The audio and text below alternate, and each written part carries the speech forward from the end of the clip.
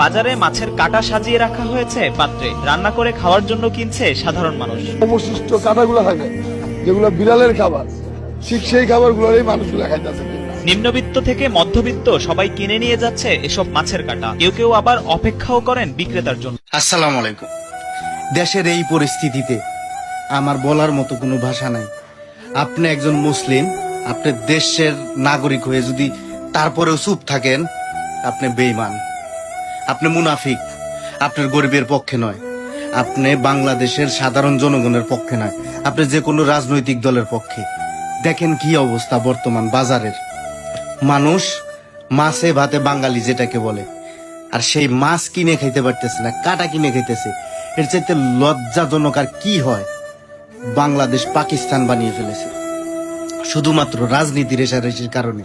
আমার ভাবতেও ঘৃণা হচ্ছে, এটা কি আমার সেই বঙ্গবন্ধুর